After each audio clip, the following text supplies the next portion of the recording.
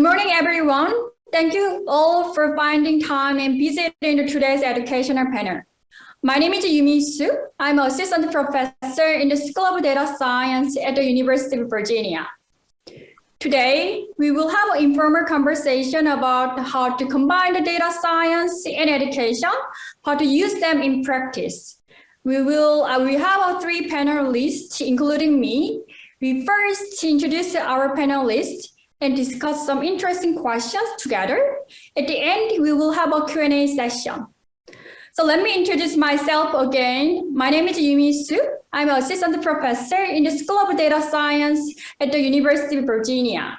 I'm very glad to welcome two other panelists, Carol Eckerly from ETS and Yuan from the GMAT. Carol, could you please introduce yourself? Sure, thank you, Youmi. My name is Carol Eckerly. I am a measurement scientist at Educational Testing Service, or ETS. And my current position, I've been serving in that role for a couple of years and previously served as a psychometrician. A lot of you in this panel are probably not aware of the job titles of measurement scientist or psychometrician. I know that I wasn't until graduate school, so I'll give a quick just introduction to the field of psychometrics. It's sort of a niche area within the broader field of data sciences, and the type of data that we work with is probably a little bit different than many other areas of data science. And I'll start with a concise but somewhat incomplete definition. The science of psychological measurement, and we use statistical models to attempt to measure individuals' levels of an unobservable trait with using variables that we can observe. So in the context of standardized testing, in which a lot of psychometricians end up working, which is where I am, we could try to measure, for example, mathematics achievement with mathematics questions. The mathematics achievement is the unobservable trait, and the questions are the data that we observe. I currently work on the National Assessment of Educational Progress, or the NAEP program. This is a program put on by the National Center for Education Statistics, sometimes referred to as the nation's report card. And these assessments we send out to a nationally representative sample of students in various grades and various subjects, such as math, reading, science. And we don't report individual student level results. We report trends at the group level, so we can compare achievement across states and groups of individuals over time. And we also use information from student, teacher, and school background questionnaires to contextualize these assessment results. Yep. Thank you, Carol. And could you introduce yourself? Sure. Hi, everyone. My name is Yuan. I was trained as a psychometrician in the beginning in my master's program. And then in my doctoral program, I moved into more of a quantitative psychology program, evaluation, policy analysis. In the start of my career, I worked as a behavioral scientist at a think tank company called RAND Corporation, did a variety of projects, program evaluation, policy analysis, things like using students' longitudinal test scores to do teacher value-added modeling, and use that results to support decision-making regarding educator, teachers, and principals' pay for performance, and did a conceptual project for foundations to understand how to help students improve what they call deeper learning, meaning more advanced cognitive thinking skills, interpersonal, intrapersonal skills, and scanned all available assessments to understand what's out there to help educators evaluate students' emotional intelligence, etc. So I did that for almost 10 years, and then was recruited by the Association of American Medical Colleges to lead their evaluation of, and then a newly introduced admission test for medical schools. Did almost 6 years evaluation of the validity of the medical college admission test. Last year, I joined the Graduate Management Admission Council as the Director of Research and Data Science and lead the survey programs to understand the landscape of graduate medical education and also leverage all the data sources we have to help schools find the candidates fit for their program missions and help candidates find programs that will help them achieve their career goals. Glad to join this session today. Thank you. Thank you. Yeah, if you like to more information about our panelists, you can access our website and find more information. Then let's get started. The first question we'd like to discuss. So what is the most interesting finding in your recent project? What is exciting the result you want to share to audience? Yeah, who wants to answer first? I can answer first. For my case, I designed 3 machine learning methods to estimate the effect of educational programs in multi-level data. And most of existing machine learning methods are designed for data without any clustering structures. But in educational data, we frequently observe multi-level or clustered structure where students are nested within the classroom and classroom are nested within schools. So I want you to design more robust machine learning methods for causal inference so that they can perform properly in multi-level data. In particular, I designed my proposed methods based on the ensemble learning methods by combining different learning methods like the linear model, random forest, and neural network, which was a very exciting job. And also I applied my proposed methods to an educational example to evaluate the effect of taking an algebra class in 8th grade in middle school on students' math achievement scores. And I found the overall positive effect of taking an 8th grade algebra class. And also I found heterogeneous treatment effects, particularly the effect was different depending on the racial group. So these are the most exciting the results that I currently working on. Yeah. Thanks, Youmi. I'll go next if that's okay. So a project that I worked on recently that I found really exciting was the transition of the NAEP mathematics grade 12 assessment from a paper-based assessment to a digital assessment. So as I mentioned with the NAEP program that our purpose is to measure what students know and can do, and this program has been around for over 50 years, really meant to measure educational trends over time, see how the nation is making progress in different areas with different groups of students among different geographical areas. And so given that our purpose is to measure trends, but we also want to remain current, and we recognize that most students are working more and more in a digital environment in the classroom, so it doesn't really make sense anymore to continue giving a paper assessment. We had to, we worked to make sure that we could make that transition while maintaining those trends that are so important for educational researchers. And to do this, we sent the test out into the field in the old paper version, so to a nationally representative sample for the paper version and also for the digital version at the same time, so that we knew that we could do what's called a common population linking. If we see differences in results among the paper and digital, for example, students may perform slightly worse in digital. That's a common trend that is seen. So if fewer students get a certain question correct, then we can evaluate how to make that adjustment to the scores so that the paper and digital then can be comparable moving forward. And we also, we don't only look at kind of that overall aggregate level that I described, but we're very concerned in NAEP and in standardized testing in general about different groups being affected similarly when changes take place. So we have to evaluate whether that transformation or adjustment that we would make is going to be fair to every group of students. Is that adjustment common across states? And so I found that project very rewarding. I felt like it was kind of a real world example making a difference in the educational world. And it was also I found it to be very interesting and learned a lot. So it was personally rewarding in that way. Yeah, I mean, it's a very exciting work. Yeah, Carol. And can you share your work?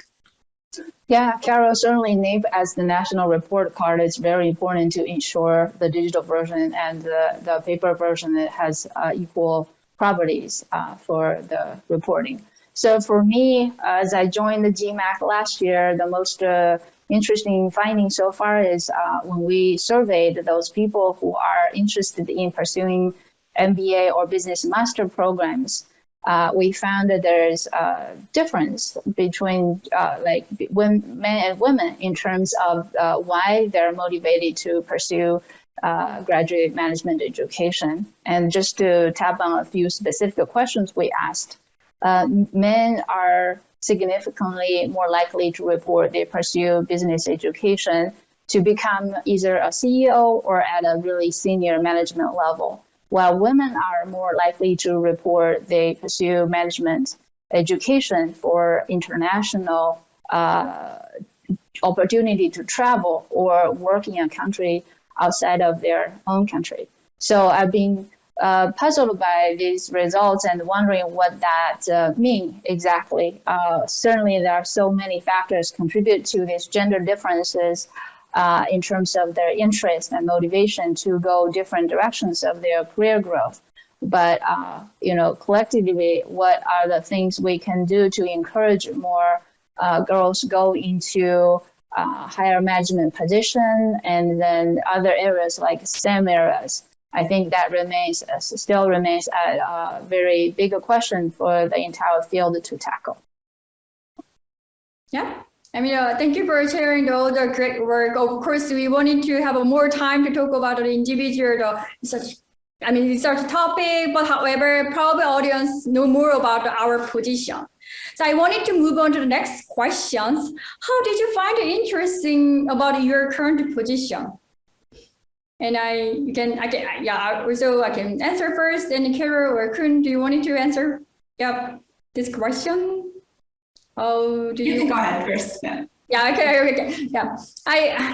I like teaching and research, so I want to be on academic position where I can do the both of them, the teaching and the research. My current role in the School of Data Science is to teach the data science courses and also conducted the collaborative research between the School of Education and the School of Data Science.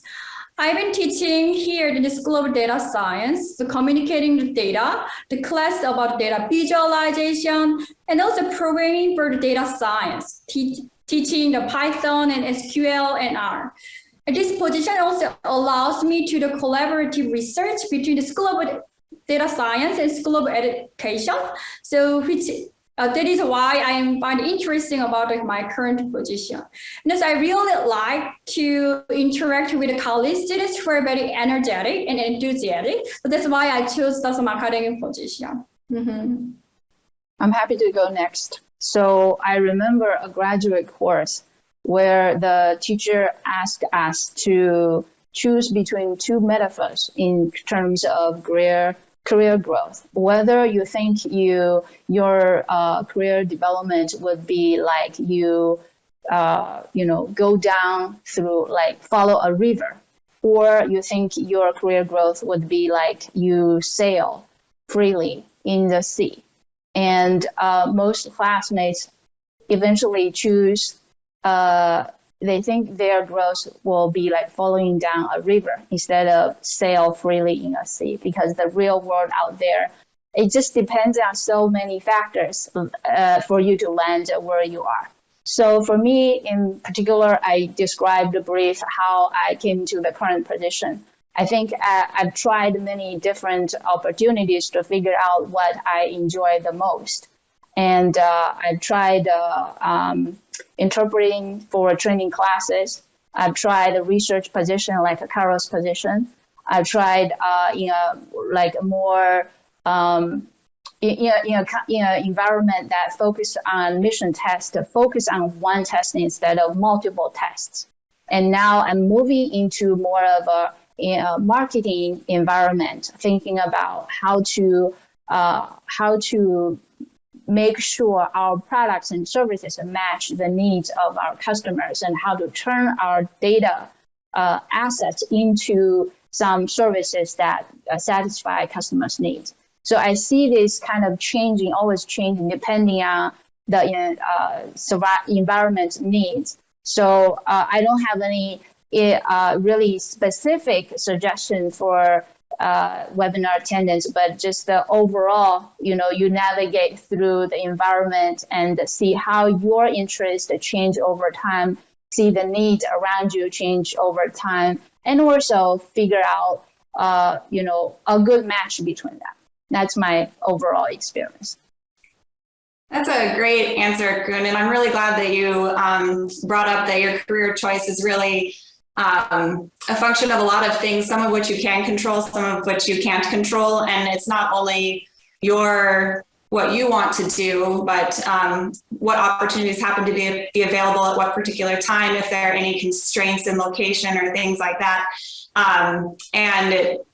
I guess before I talk about what I like in my current position, how I ended up here, I want to share with the group that my path to get here was very non-linear, I'll say. I mentioned that I hadn't even heard of this field until I was in graduate school.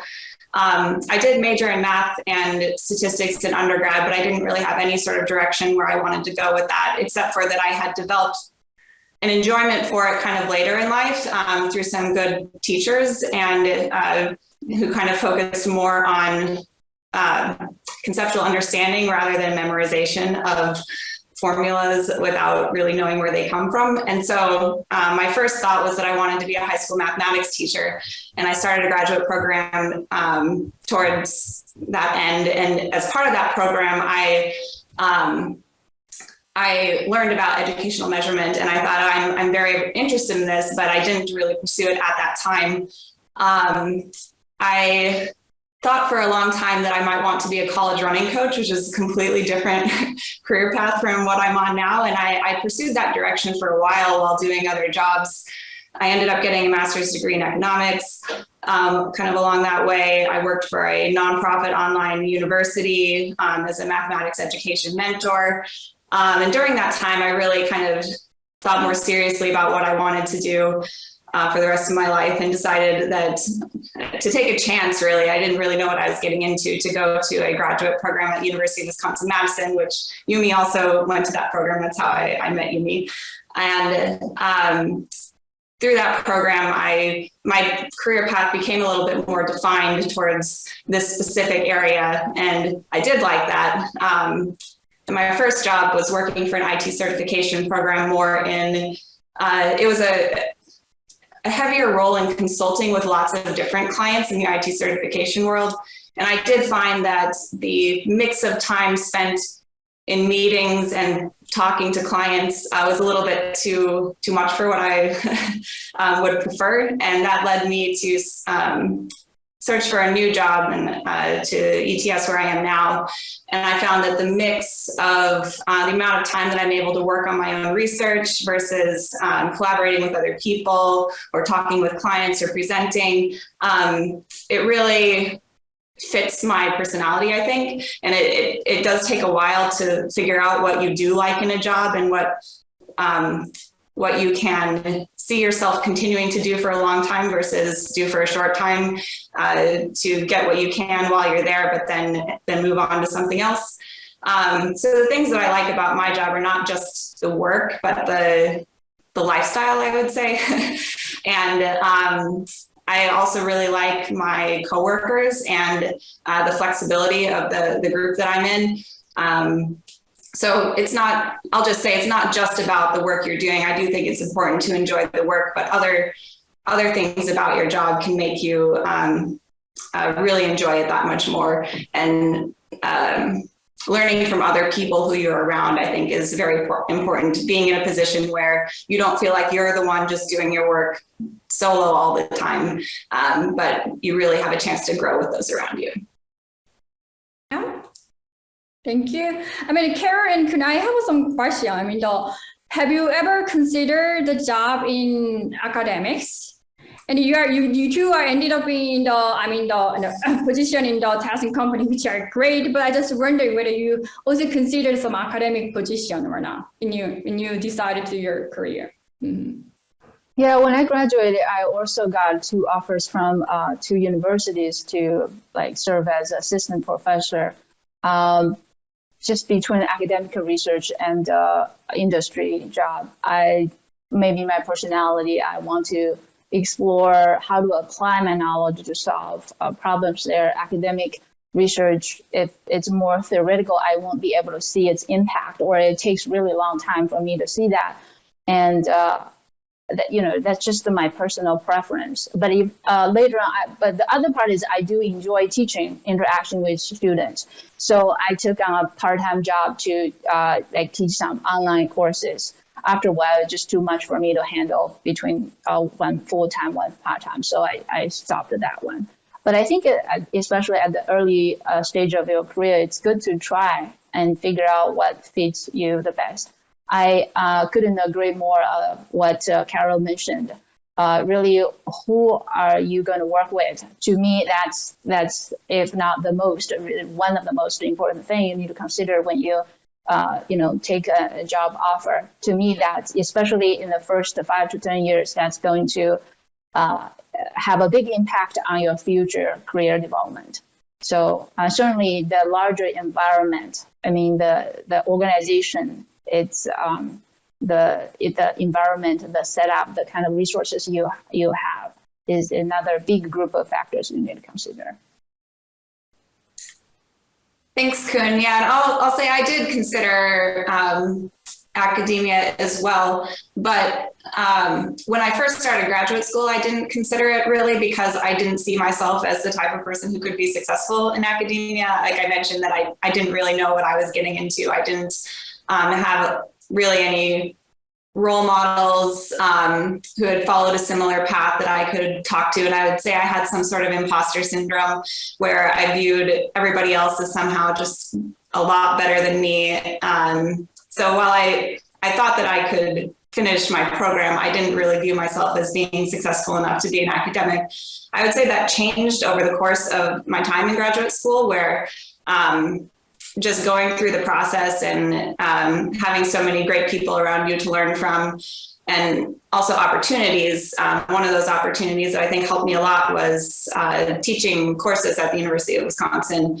I did that for my graduate school funding for 3 years. And I think that really helped me grow a lot and see myself that I could be in that position. Also, I think having to teach concepts to other people really makes you need to understand them at a much deeper level yourself. And it also helped me get over kind of a fear of speaking in front of people, which is something that I had initially when starting graduate school. But I would say that because I didn't view this as a viable path for me at the beginning, I didn't really, I wasn't prepared to enter the job market when I was for faculty positions when I was graduating. I didn't have the type of publications that would be needed. So the decision was kind of made for me at that point, I think. And I, like Kun, also taught on the side a little bit. I was an adjunct professor for Rutgers for 1 semester, which was the spring of 2020, a very interesting semester to be teaching because we started off in person and then had to switch to the virtual environment.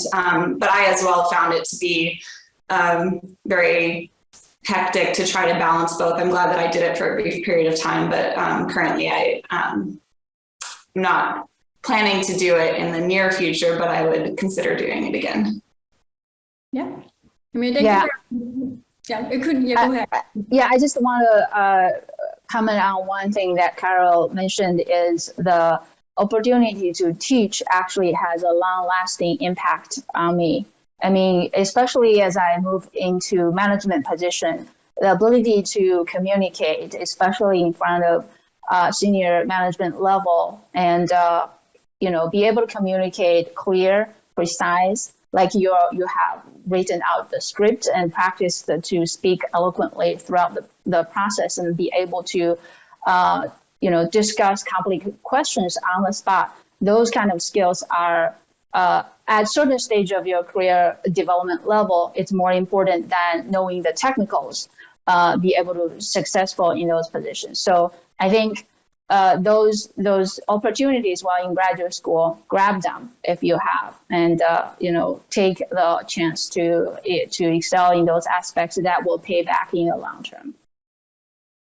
Yeah, I just want to add on that too, that some advice I've given to groups of graduate students in the past is to take your experience. I think this is true for undergrad as well, but time in school to fail at things if necessary. So it's a more welcoming environment than once you enter the real world. Like for a job interview, for instance, people only have very limited time to interact with you. So if you do happen to make a big mistake, like they may not give you another chance. So you want to kind of, I think you will make mistakes. I made mistakes, but graduate school and undergraduate school is a good time to make those mistakes and to learn from them so that you learn how to not make them in the future. But don't take, because you might be afraid to try something or afraid to fail. I think that makes it even more important to try to do it in a more welcoming or accepting environment. And you may find that you really actually have a strength for something that you were afraid of. I've had that experience a couple of times, and I appreciate kind of being forced to put myself out there in a position that I wasn't really comfortable in. Yeah. I mean, thank you for sharing your experience and your thoughts about your current position and how you made your final the current job. And I wanted to bring up the next question we wanted to discuss. And how did you prepare to get your current job? And what are essential skills to pursue the data science position in educational field?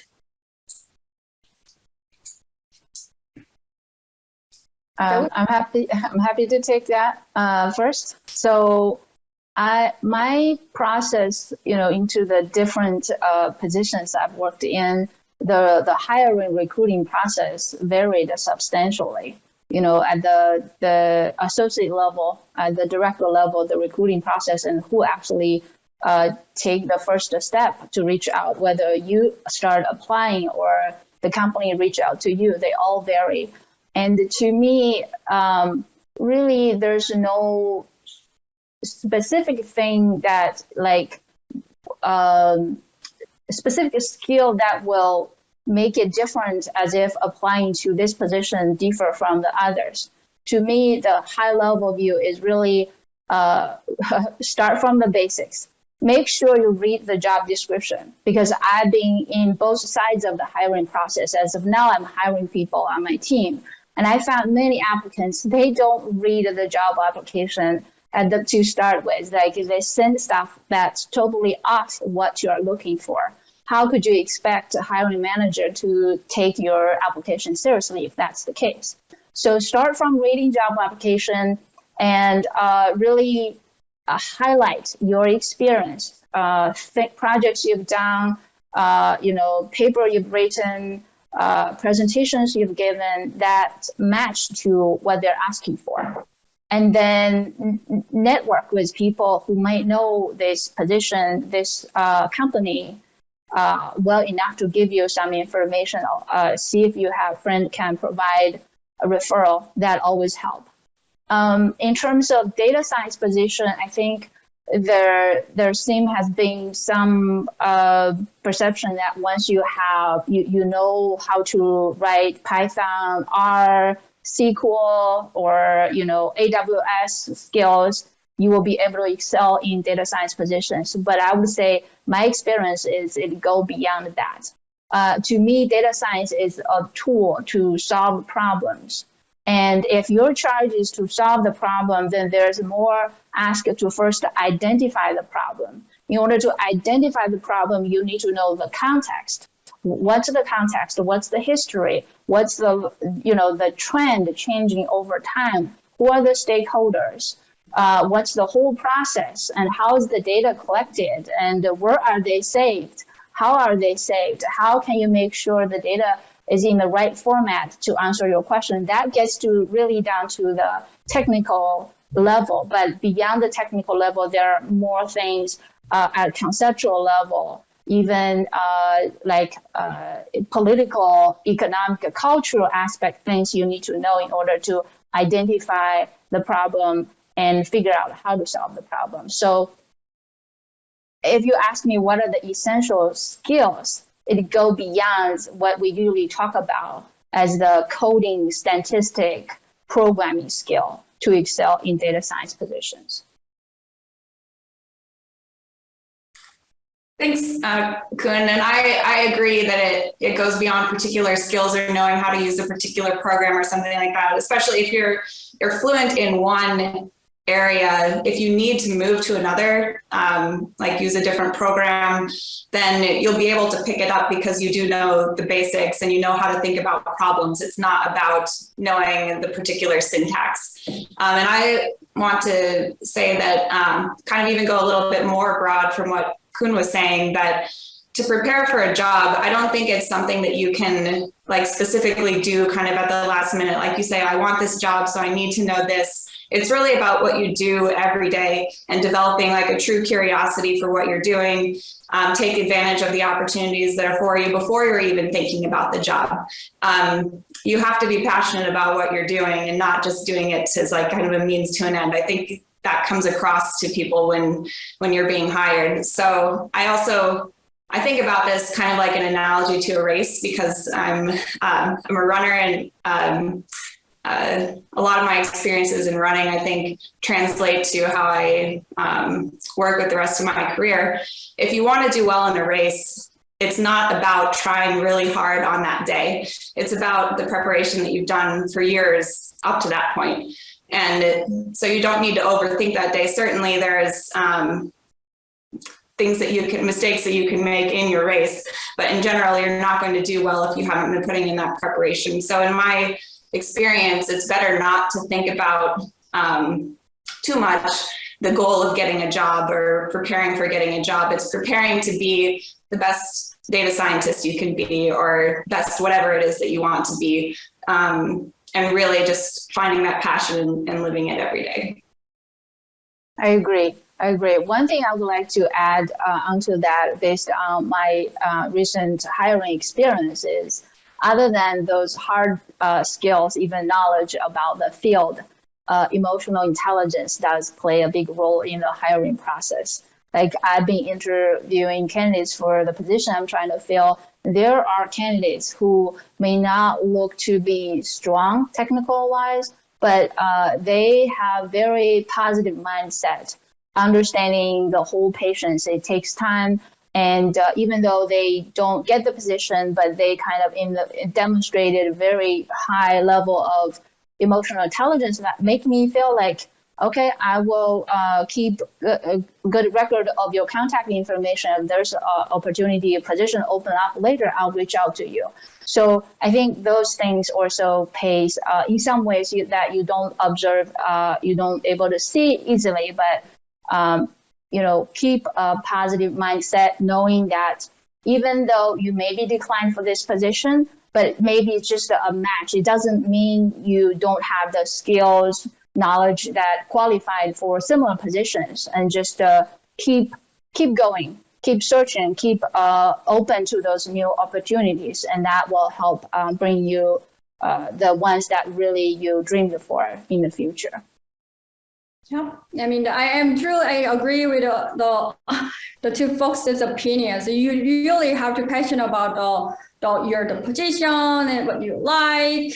But when I particularly prepared the data science position, not only to do improving the programming skills, I wanted to emphasize some field knowledge about in education. So you have to understand the data, because you have to handle the data in the data science position in the education. So how can you collect, those data are collected, and how they are, what variables are available, what are target population, how can you analyze those data? So you need to understand the data selves first, and also you have to have some extensive knowledge in education in general. And having a educational research experience and teaching experience, and it also should be helpful. So you can have achieved this these things in any university. For example, you can take the courses so related to the education, not only for just improving the programming skills, and you can also take some courses related to education policies and educational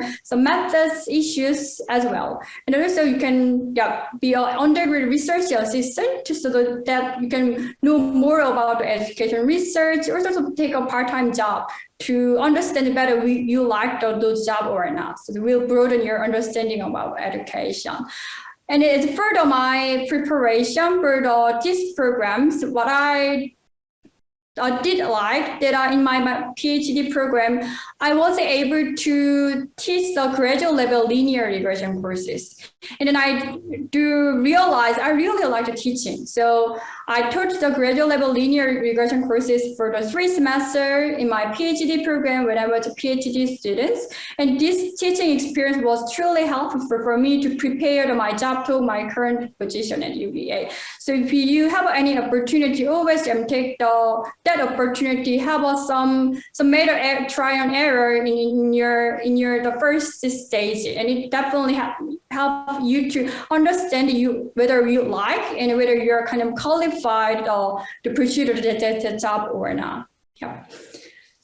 Then I wanted to move on to the next 2 topics, and what are any challenges for the women in your field? If there are any challenges, what are the challenges? Could you share some experience about the thoughts about some challenges for women in your field? I can start with that one, I guess. And I'll say the challenges I mentioned are probably not unique to data sciences, but to many career fields. And also challenges may be somewhat different in the field of education versus other fields of data science, because the field of education, I think, tends to have a more equal balance of men and women in the field already. It's not like women are as much of a minority as in other places. So I think that actually does help, having representation in all levels of where you are. Just helps everybody work together without considering like having stereotypes about the skills of a particular group of people or something like that. That's not to say that I don't think that there are implicit or explicit biases that happen in the field of education about how women might not be as strong in certain skills, but I think that it is maybe more rare than in some other areas. But maybe the challenge that I'll focus on, I think that I think it can probably make some generalizations about this, is that a lot of times women may tend not to view themselves as fully qualified for a position, even if they have the same skills as a man. So I had read some research in the past that really helped me when thinking about what jobs I would be qualified for, that women tend to not view themselves as being the right person for the job unless they meet 100% of the qualifications that are listed in the job ad. So of course you do need to read the job ad and you need to have qualifications that are listed, but just because you don't have everything that's listed right now doesn't mean that you may not be the best candidate for that job. And men tend, in the research that I read, I think it said that men tended to think they were qualified as long as they hit 60% of the qualifications that were listed. So just knowing that you don't have to have every skill right now, and that you can learn, and maybe if you interview for a job, you may be not initially what people were, not have the skills that they were initially hoping for, but you may bring something else to the table.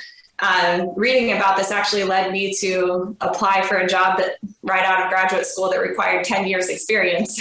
And I ended up getting the job, not that particular job, but they created a new role for me. So that is, I think, a challenge maybe that can generalize to women, that we tend to not go for opportunities that we actually would be a good fit for.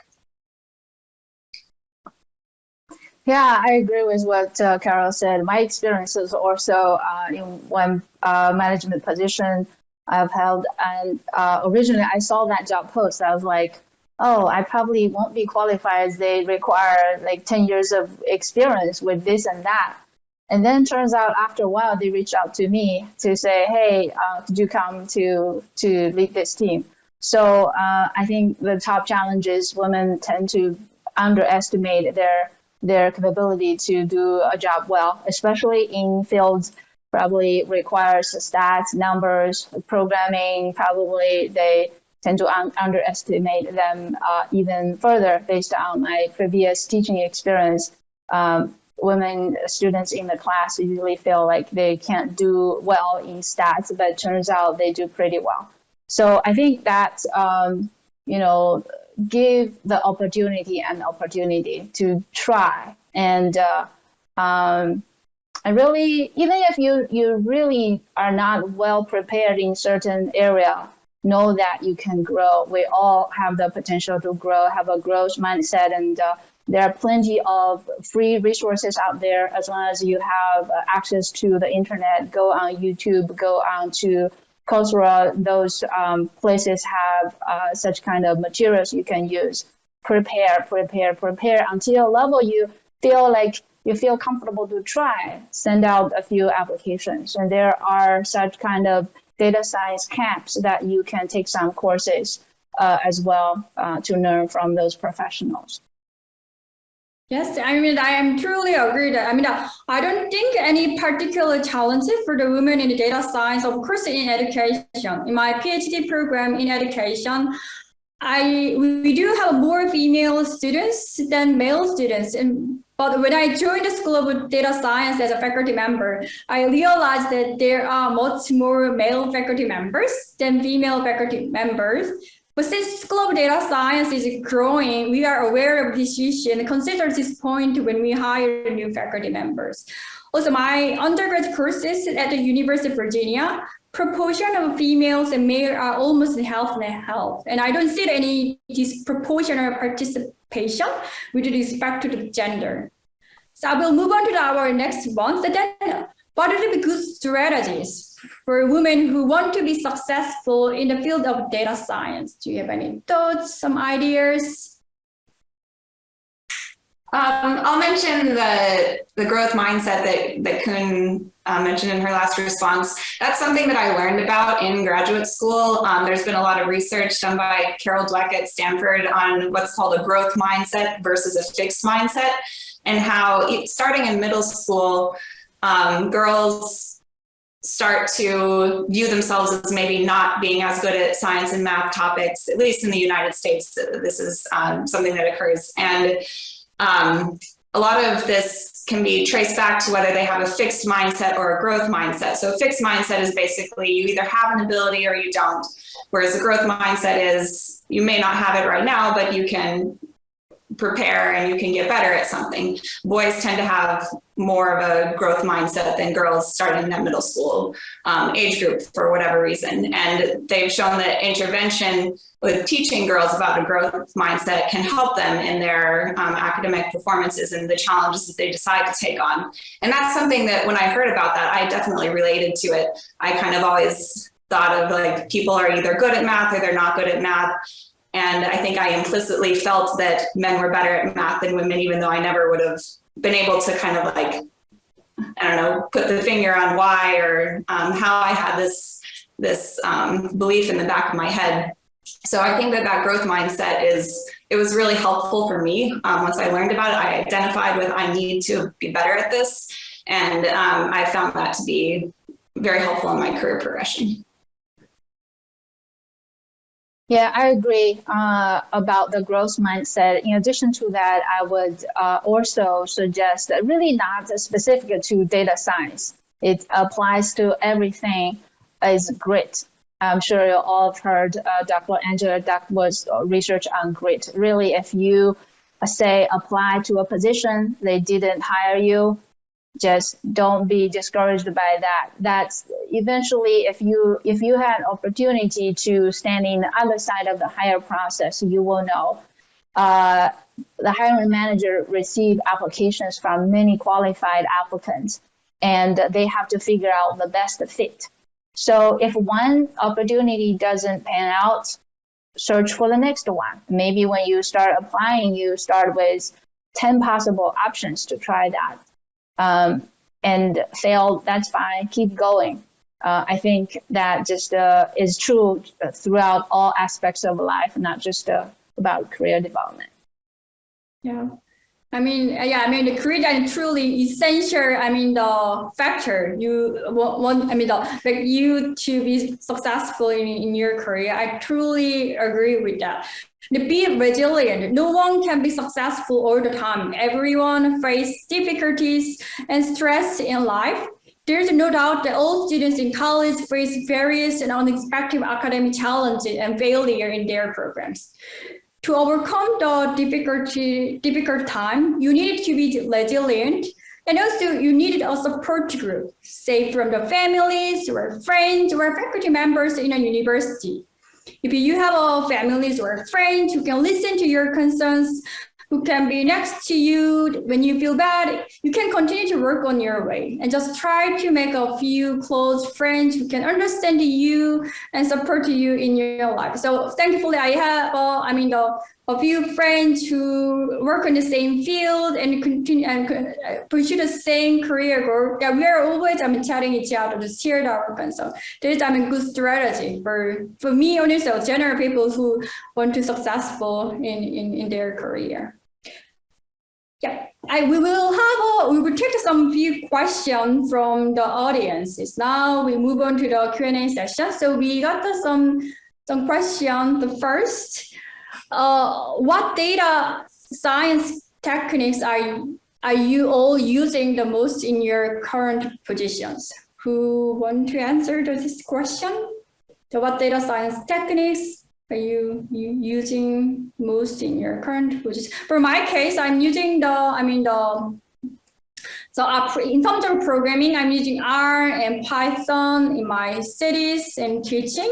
And also I'm recently more focused on the more data visualization. So we use machine learning methods a lot, but it's truly black box methods. So I wanted to make them transparent, more visualized, so that we can communicate the result with some audience. So I find more interest in data visualization skills recently.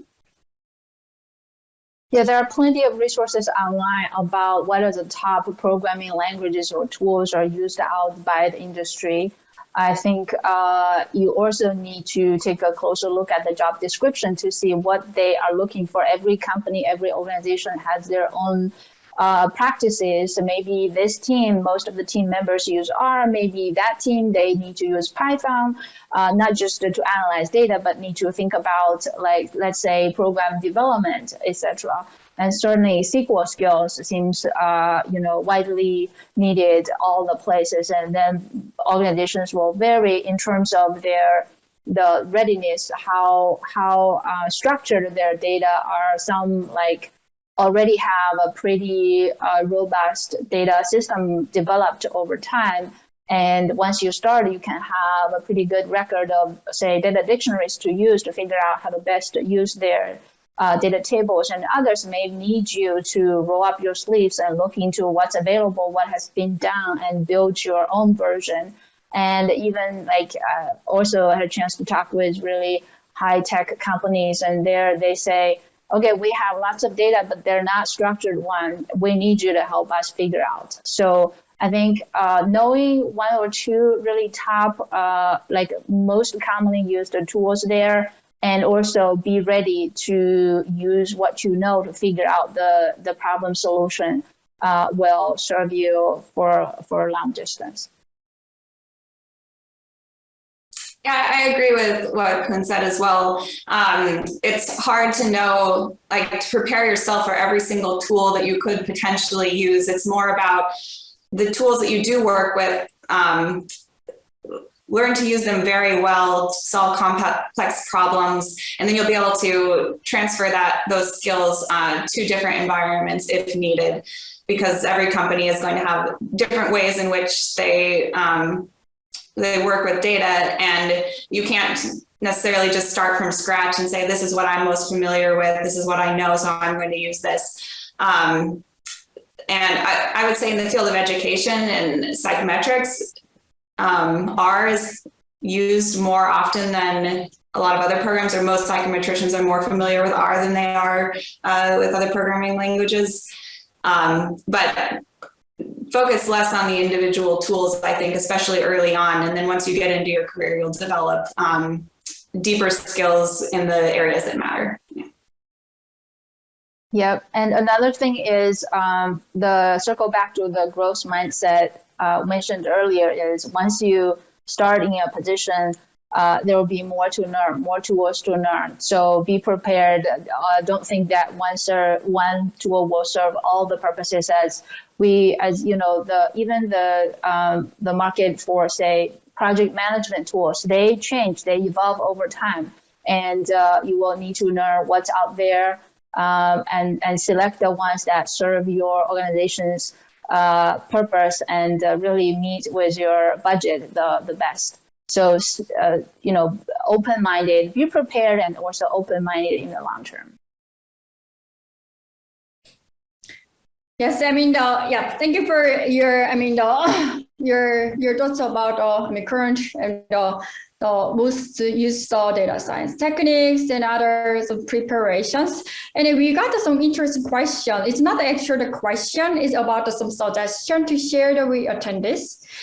If you are 100% qualified for a job, but that job will get bored with no room for learning and growth. And we have another job, but I am 60% and 80% qualified, and I will enjoy the learning the new things, but slightly I will get some stress, but not being 100% comfortable with everything. But how would you recommend between the two jobs? If I choose the first job or the second job, do you have any opinion? You might have a more experience, particularly choosing, so it's my first ever job at the UVA, so you kind of have more switching the job. Do you have any suggestion to the audience? I'll just say I definitely agree with this comment. You don't want to be bored in your job, and if you do know how to do everything, sitting at a desk for 8 hours a day doing something that's just not interesting because you don't have to figure anything out would be terrible. So yeah, I would say, finding that sweet spot where you're qualified, but you're going to be able to grow, and that the group of people you're with kind of has that in mind for you. So they don't just want to use you to make their lives easier by doing all the things that they don't want to do. So that's something to really keep in mind and try to get a feel for when you're speaking with a group that you might become a part of. I think the answer depends really on what you want out of your life. Personally, I will make the same decision as Carol. I will choose the one that provides me with growth learning opportunity. Another factor not mentioned in the comment is who are you going to work with? Not just what are you going to work on, but who are you going to work with? That's probably, in my experience, what I learned more from. But in my role as a manager, I've seen team members who are really just focused on, feel more comfortable of, okay, I have to know what I'm doing. I don't have bandwidth beyond what I'm taking care of, like family-wise, to learn new things. I'm pretty happy with what I'm doing right now. I don't want to go beyond that scope. As a manager, what do you do with these team members? They do pretty well satisfying your expectation on a daily basis. So I still support those team members as they grow in the ways they like, in the pace they like.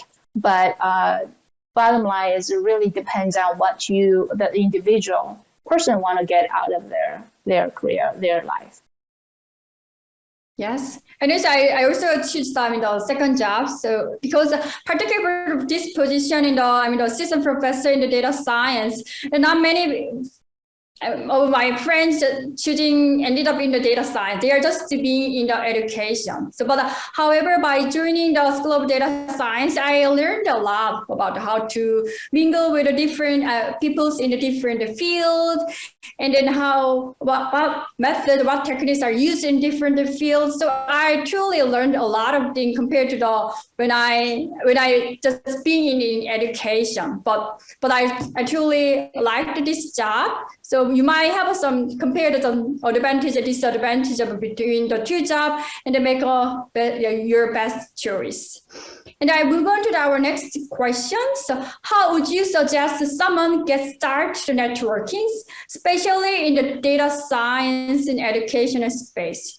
Do you have any strategy? Do you have any, some multiple, do you want to answer the venue to start? For my case, I did some internship, the American Institute for Research, the AIR. So I was able to connect to the folks in the AIR. And then I knew some person to do the research there in the data science as well. So I kind of nicely start networking by doing the internship. This is one of the strategies that I can come up with. And then Kun and Carol, do you have any other opinion?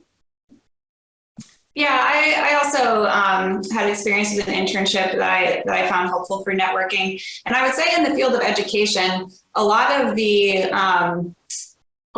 positions that become available, and everyone, they come from the same kind of set of graduate school programs that are tailored towards education. That's not to say that if you don't go to one of these programs that you can't get into the education field, but it tends to be like we all, at least as far as I'm aware, we studied in a department kind of like educational psychology, quantitative methods, or psychometrics, or research within the field of education, graduate programs. And the field is pretty well connected, and a lot of like people just know each other and will introduce you to people who you could potentially end up working with later. So that's been my experience. The networking kind of all happened through graduate school programs. Yeah, doing interns certainly will help. I think this experience kind of varied. My personal experience, I didn't do any intern. I worked as a part-time research associate in my master's program, and then when I started my PhD program, mainly focused on on-campus research and teaching responsibilities. And then in the summer, I planned to do intern, but instead I focused on writing a journal article to publish that I was the first author. It turns out that earned me the opportunity to get job offer because the company was looking for someone who had experience publishing with the author, like the leading author experience, because they see that as a proof of their experience in independently leading a research project. So it really depends on what kind of job you want to look for after your training program. I think intern opportunities, if you can get them, that's great. That not only will give you some project experience, but also provides networking opportunity. So just seek out help, advice from your mentor and career service offices and see what kind of opportunities they can. And then there are also, LinkedIn, search for organizations and people you may want to connect with, reach out and ask for a brief opportunity to talk, and then share what you are able to do and watch for those job opportunities. Nowadays, the job market is very interesting, lots of open opportunities, but hiring managers may find it hard to find the best candidate they need. So give it a try. It doesn't hurt to try.